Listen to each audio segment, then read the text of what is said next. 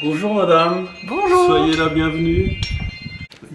Donc ma passion pour la Croix de Lorraine a commencé en fait quand j'ai pris ma retraite. Pourquoi fabriquer cette Croix de Lorraine? D'abord pour la mémoire de la famille, de mon père qui était déporté, de ma maman qui est décédée quand j'avais 3 ans, suite de la déportation.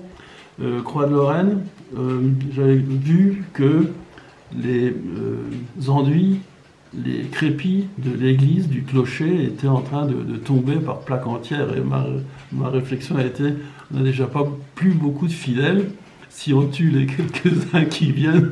Donc j'ai pris la décision de faire cette croix avec un objectif, je dirais, commercial, ou de faire un gros repas paroissial dont le bénéfice serait affecté à la rénovation de l'église. Ça devait être inauguré au mois de juin, et avec le président du conseil de fabrique, Bernard Grassus, on était dans le jardin, sur la terrasse. On avait étalé tous les chèques des gens qui s'étaient inscrits au repas paroissial. Puis d'un coup, ouf, un coup de vent, tous les chèques se sont envolés. Et puis dans la minute qui a suivi, une tempête, mais d'une violence inouïe.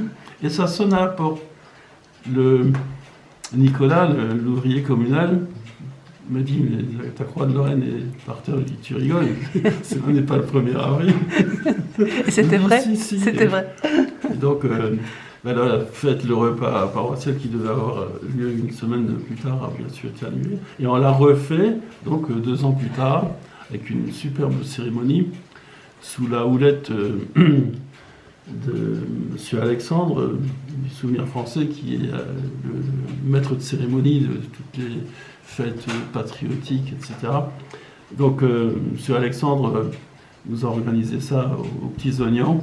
Je le vois encore la veille tracer dans le pré des lignes avec une bombe de peinture. Là, les pompiers, là, les officiels, là, le micro, là, l'orchestre.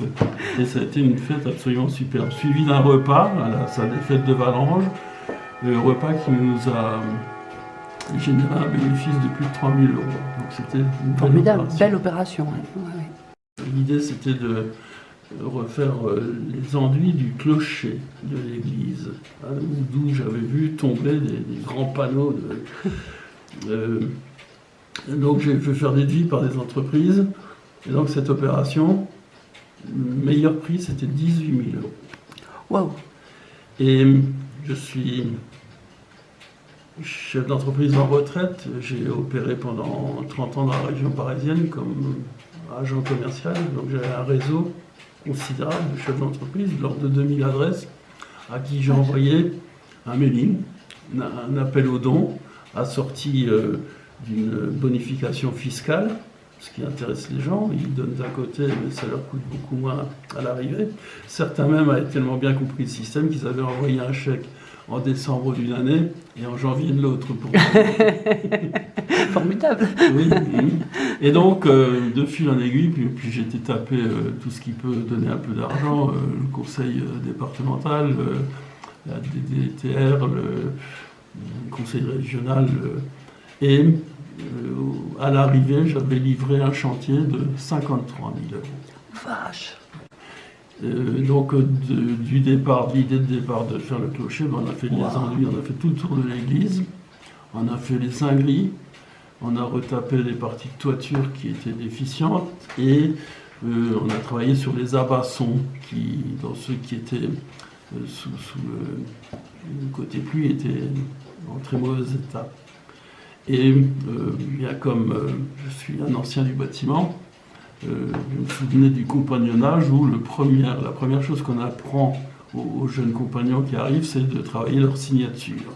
Donc moi, la signature, c'était la Croix de Lorraine. Donc vous verrez sur le clocher de l'église une Croix de Lorraine sur chacune des 4 façades. On va aller voir. Oui.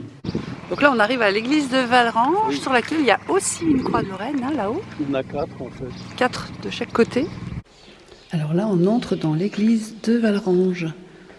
Oh, c'est tout calme aussi, c'est tout magnifique.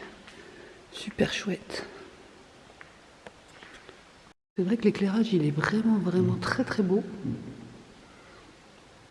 Et elle est surmontée d'un drapeau français, dans le blanc duquel drapeau il y a une croix de Lorraine, évidemment.